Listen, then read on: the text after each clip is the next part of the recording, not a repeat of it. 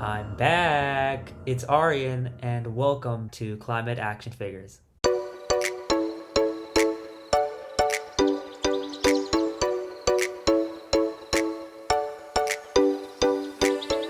Hello and welcome to a unique episode of Climate Action Figures. My name is John Whidden, and this week on the show, backed by popular demand, Aryan.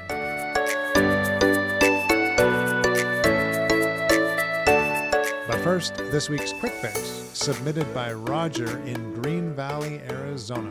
Roger says, if you're emptying a glass of liquid or a cup of coffee or your water bottle outside, empty it on a plant or a bush instead of into the gutter. So thanks to Roger for sending that in, and welcome back, Aryan. Hi, John. Thanks for having me. Great to have you back. What do you think about that quick fix? Yeah, I think it's amazing. It's actually pretty relatable. Whenever I come back from like school or just anywhere and I have like a filled water bottle, I'm about to just throw it down the sink. My mom's like, no, Aryan, stop. Put it in the plants. And my mom's like a huge, like, she loves plants. I mean, I like plants too. And so, yeah, I just empty out my plants or even bushes. And what I thought was pretty interesting was coffee or like coffee grounds. So, like, I didn't even know that. Yeah. So it's pretty cool. We put our coffee grounds in our compost, but coffee on a plant, I guess that should be okay if it's just watered down coffee, right? I mean, yeah, like watered down, Watered down coffee grounds is what I meant. Yeah, 100%. Yeah, we always put our water around the house that's left over that's not got anything harmful in it on the plants all the time. So why not use it again, right? Absolutely. A couple of months ago, we aired an episode featuring listener and viewer favorite episodes. So if you're catching up and you need some tips about which guest to check out next, go back to episode 10 from this season. And several of our audience members mentioned Aryan from season 1, episode 11. And they were wondering what he was up to now. So thanks so much for joining us, Aryan, to answer those questions. Absolutely. Let's start with your microplastic robot, because that was the focus in season 1 when we talked with you. We talked about you winning the Jack Leslie Youth Environment Grant, and you used that money to build something. And tell us about that robot you built. After seeing plastics, or just small piece of plastics, microplastics build up in ponds and just lakes around my house, I was pretty devastated, just kind of worried, especially after seeing a lot of the geese leave the area, even during the summertime. And so it kind of sparked my interest just after seeing these little specks. What could I do? I love engineering, I love robotics, and how can I maybe build some type of bot that could even just go clean it up without having just a human have to do some hard labor to do that. I have been working on a robot that uses a technology called UV spectroscopy. I could talk all day about it, to basically detect and collect microplastics. One thing to make it unique was to make sure it doesn't filter out organic matter. So that could be sticks, piece of grass, just anything that isn't a piece of plastic that the actual environment needs. And so I designed a system that can also figure out what's a plastic, what's not, and then filter it. I really hope that this technology can be used one day in the waters and also just inspire others to create change as well. For our YouTube viewers, sorry for those of you who are listening, and we're looking at a picture right now of that robot, and it looks like a piece of Tupperware with a bunch of electronics in it, no? Yeah. Was it a Tupperware from your kitchen or what? Yeah, honestly it was. One of my goals for this project was to make it DIY, and I was in grade 8. I was 13 years old, so I was I just used whatever was in my house. I didn't need an industrial grade system or anything, and I mean I still managed to create a kind of proof of concept, so I was happy. Yeah, very cool. So this thing travels through waterways, it checks out whether something's organic or not, and if it's not, it filters it out, right? Absolutely, yeah. So you took that to the Calgary City Science Fair, and how did that go? I went to the Calgary City Science Fair. A lot of students come. They present, all their science. It's an amazing event. Honestly, one of my favorite days of the year. And they just get judged by engineers, all these different types of people. There is awards to be given. I was in grade 8 at the time, and I just wanted to show off my science and just kind of learn also from expert judges to how to improve my project. And I did get that feedback, so I'm really happy with that. But what was kind of unexpected was I got the CYSF, the Calgary Youth Science Fair Travel Award. And so that is basically a scholarship to go for a trip to the National Canada-wide Science Fair, and I was in awe, honestly. Well, congratulations on that. And so you went to the 2024 National Science Fair, is that right? Yes. And where was that held? Yeah, that was in Ottawa. You must have been a bit nervous about presenting at such a big event. Oh, absolutely. Ooh, it was really nervous. Like I remember, like it was a 7 day event. Genuinely one of the best weeks of my life. It just met so many amazing people. It definitely was very stressful though too. But I guess like that's kind of the fun of it when you're like what's an event without just being stressed to like kind of like meet like to get judged. Most people like to go and get judged and be stressed, right? Exactly. Yeah, I mean, like maybe I should have worded that a little better, but yeah. There was like a setup day where you set up your project. You have to have like a poster. There was a lot of social networking, so I met people from Vancouver all the way to New Brunswick. It was just amazing. There was around like 400 other projects, so like 400 of the Wow. best scientists in all of Canada out of like a pool of I think the number was like 25,000. So that's like that I just realized about that, so that was pretty crazy. I got judged by people with tons of experience, industry professionals, and it was definitely way more stressful than the Calgary Youth Science Fair, but I did learn a lot more. And at the National Science Fair, there was also awards there. I received the gold medal, the highest prestige you could get in a junior category. I also got the Best in Environmental Sciences award, and finally I got a grand award. It was called the Youth Can Innovate Award, and it's just basically for junior innovators that demonstrate innovation at a very high level. Well, congratulations again. And was your project quite different than the one you presented in Calgary, or like had you modified it a lot? Oh yeah, I did modify a lot. There's like I think around a 1.5 month break, but I really grinded during that time, honestly, because I was like exposed to like this whole new like level, and I was like, yo, I gotta up my game. Plus, I get to work more on my project, so I mean, I was happy. What was the biggest change you made between Calgary and the National Science Mhm. Fair? Yeah. So I think the biggest change was definitely in the testing. So I remember last time when we talked, I was kind of like building up my robot, kind of like thinking, what type of technology should I use? I was like, took a long time to do that. And so I did test that, but not like, as extensively until the Calgary Science Fair. Also, like the weather was way better. So I actually went outside. I tested in like real world conditions. Those tests went pretty well. I am told that you didn't stop there. Mhm. Things continued to roll. Tell us what happened next. Yeah. So the national like pool, so these 400 students from Canada-wide Science for 2023, so a year before me, and 2024, also 2025, they get basically an email to go to this event called Milset ESI. It's a worldwide exposition. Uh, so people come from all over the world to present their science, and not everyone can go from the national pool. So there was like an application process and everything. And so fortunately, I was one of the 35 people to be accepted into that pool, and I got to go to Abu Dhabi just earlier in October of 2025 to present my work at an international stage. Wow. So was this another level of science fair or was it an exposition? This is like deemed as an exposition. It was meant to be like non-competitive, but when you get to the event, there isn't really any competition. But I like that honestly because the point of it is just to meet other people, to learn and to connect with others and just get a new understanding of science. You see all these people from different backgrounds, and some people from a specific region were working on these types of projects, and other people work on like a different type of like kind of theme of projects. And it was like very interesting to just kind of learn about all their worldviews and stuff too. And not be concerned about competition. Yeah, absolutely. Plus, if you win, what are you going to do? Go to Galactics? Yeah, I mean, like, that would be a great opportunity. Did you get to travel around a little and see what Abu Dhabi's like? Absolutely, yeah. Abu Dhabi has some like really crazy places. Like honestly, like I kind of wish I lived there. There's like, oh yeah, we went to like one of the malls, but they're huge. Like firstly, the malls are huge. There was like this big like science center, or it was like more about like lights, and it was just like this really interesting light show. I know a couple of teams that also went to watch like the NBA. I don't know if that's like interesting, but like the NBA was playing there in Dubai, so they Wow. like drove there. When people think about Abu Dhabi, they don't always think about the most environmentally minded place on earth. I mean, it can Hmm. be a little excessive in Yeah. some regards. So, did you see some of that, or did you get a sense of something that would change people's minds about Abu Dhabi? I kind of have to agree with you honestly to that.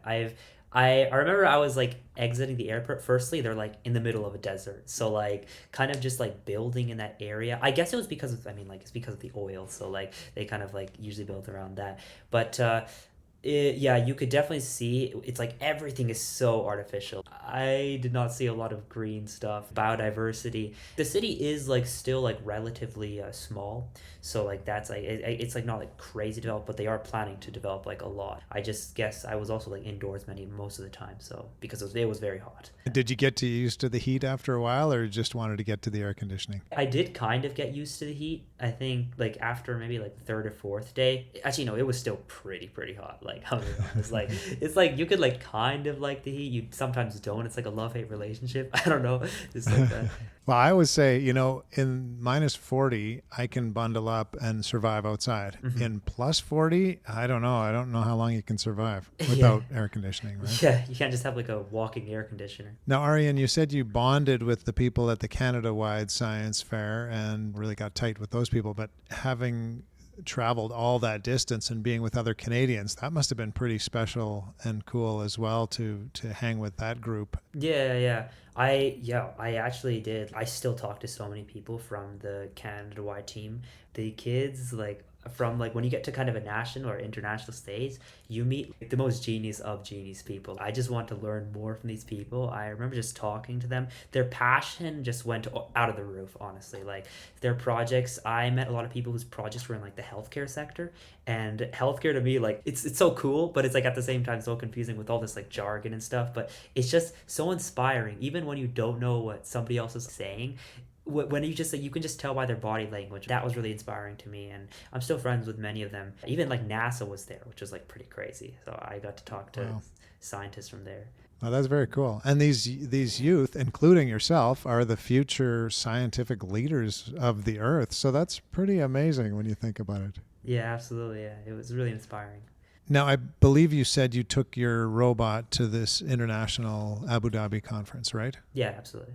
So we've been totally focused on that. Are there other things you've been working on lately that we might be interested in hearing about? I mean, like my interest in engineering just comes from problems I see just kind of around me. I really like reading the news and just kind of like following up with like current events. Recently, if you live in Calgary, you are most likely to have heard about or even like kind of felt the consequences of the pipe burst that happened firstly a couple weeks ago and also last year, 2024. Years So ago. for those of our viewers and listeners who are not familiar with Calgary or even Canada, this was a huge water main that ruptured, correct? Absolutely, yeah. It was a really critical water main, and it just ruptured. Yeah, and it caused some Causing a lot of problems for Calgarians. Like, just problems. tell us, what was some of the effect for you? The city told us that we have to first like really cut down on our water usage. That was one of the first main things, and so it was kind of like a little annoyance, but it wasn't like too serious of a problem for me. Outdoor water restrictions were also things, so I couldn't really also like water the grass, things like that. The effects hit hard actually to some people I knew. There's like a couple communities that couldn't even drink water, boil water advisories, things like that. The real issue though comes in like the costs, the just all these different bureaucratic things that to happen as a result. And if you kind of do your digging in, it's a huge burden on the city, and it's kind of what inspired me to think about more about this issue and just really dig deep in. And I decided to kind of create a project around that. A project around Oh yeah, dealing with water main breaks or. yeah. So after seeing the water main like break, I kind of questioned myself. I'm like, why did this happen in the first place? And so at a high level, what happened was in these pipes, basically, like say this is a pipe, there's a bunch of like little wires that are kind of like wrapped around it or coiled around it. They were just kind of like snapping, and it's like normal for some to snap, but too many snapped, and the whole pipe just let up. And Calgary, its budget wasn't really centered around pipeline inspection or maintenance because people don't really care about pipes, obviously. I mean, like, I didn't really know about it either. I kind of thought, why can't I do my part to kind of propose some new solution to try to kind of solve this issue so it doesn't happen again? And so recently, over the past couple of months, I have been working on a pipeline inspection technology robot that can essentially like go in like some types of pipes and kind of inspect them using all these different types of technologies and kind of let the city know in a very cheap and effective, like quick way that something is wrong with the pipe. Because in the end, I believe that is kind of what the issue is. Now, I don't know if our budget's going to get higher, but we can make sure that the technology used to inspect these pipes can be less money or easier to kind of like put into the pipe in the first place. And I've been working on that technology. So would that be a sort of a robot that would float through the pipe and take pictures, take video? So basically, every pipe, like imagine this is like a pipe, like the pipe is right here and there's pipe here. There's kind of access points. So there's like something, there's like little valves basically. You can access them to like manholes or fire hydrants, and they're like little access valves. So basically you can drop your like robot in, and so it kind of goes into this pipe. And some pipes are pressurized, some of them just flow with the flow of, like from gravity. There's many different types of pipes. You kind of put the robot in, yeah, and you're right, it kind of like goes just with the flow of the pipe. And so my plans right now are to use, firstly, yes, a camera, especially with like AI technology, especially because that is like kind of coming into the ecosystem in today's world right now. So that kind of at a high level, what AI can do is basically like take pictures of this pipe and see like, oh, is there corrosion? Is there like a crack? And it's like a pretty cool technology. And I also plan to incorporate something called LiDAR. And so it's basically a little sensor that shoots lasers like everywhere at thousands of times per second. And essentially, what you can do with this technology is that if I kind of like say this is like a wall right here, if I shoot a laser at it, it's the laser is also going to reflect back. So I kind of transduce it and then it reflects and goes back. And that can tell you about the distance of an object. So if you kind of think about that happening thousands of times per second, even the smallest of cracks in this wall or a pipe wall, for example, can be detected, and you can get this kind of like 3D map of what a pipe looks like. There are a couple more methods like acoustic methods where say you're in a water pipe, this like microphone is listening for any cracks. So if there's a crack that happens, it kind of goes like, and then like you can see like if this is a little like wave or like whatever the mic listens to, it kind of goes like, and so you kind of can like listen to that. And Wow. yeah. That sounds really interesting. All the best as you pursue that. And I'll just take a moment to say if anyone is listening or watching the podcast and really interested in talking with Aryan, maybe hiring him for a project, I'm his agent. Just wanted to let you know that. Seriously, though, you have clearly a bright future. And as we look toward the future, do you have any ideas about where you might want to go with all these ideas and what kind of a job you might want to do eventually? I'm keeping my options open, but I I really like engineering, so obviously I'd probably want to do some type of job where I get to build things, get to design systems. But I really hope that kind of these projects that I'm doing slowly right now, they're kind of building all my knowledge about all these different types of systems and just like my love for the environment. And one day I hope to maybe even create like maybe my own initiative or like my own kind of like startup or company that solves it instead of like maybe even just like working under someone. Maybe I could just start my own thing and kind of like hire someone else. And that's like obviously very far fetched, but it doesn't hurt to think of it like that. Well, we could listen to you for a long time, but we're going to have to wrap up. And let me ask you if you've chosen a climate action for us today. I kind of like make sure to reuse things, especially like technologies, before I throw anything out. A couple of weeks ago, my mom was like about to throw an old computer away, but I kind of was like, what's the point? It's just gonna go in the trash. Like, there's no like way to kind of like refurbish it. And so I actually just kind of played around with the parts and I learned more about a computer. Plus, I was like thinking, maybe if I have another computer in the future, I could use it for like some small tasks, maybe like run small tasks in the background.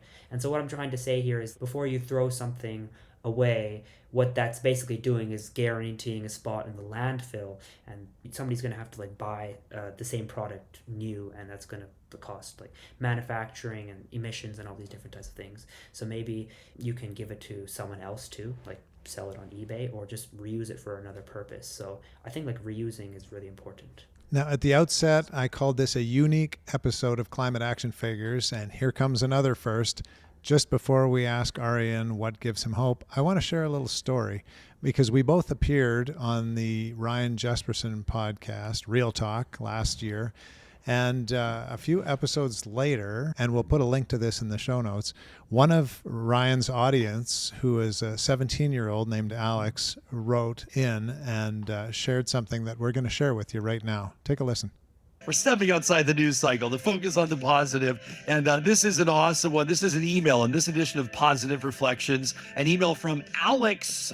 She writes in to talk at RyanJesperson.com. Says, Jespo, Johnny, I'm Alex, a 17-year-old grade 12 student who's been struggling with climate anxiety for a while now. And you guys were ranking. Alex is talking about our episode on June the 7th. This was our good news for people with climate anxiety, our Real Talk Roundtable, including just an incredible junior high school aged innovator. But back to Alex's email. It says, I've been struggling with climate anxiety for a while. You guys were ranking where you're at with climate anxiety from 1 to 10. Honestly, says Alex, I've probably been at least an 8 for quite a while now, and I often feel overwhelmed by the dire news about our planet's future. But I listened to your June 7th roundtable with the Climate Action Figures podcasters that gave me a glimmer of hope. And in particular, I loved how that junior high student Aryan's incredible innovations are happening right now in the fight against microplastics. How cool that he's from Calgary, by the way, says Alex.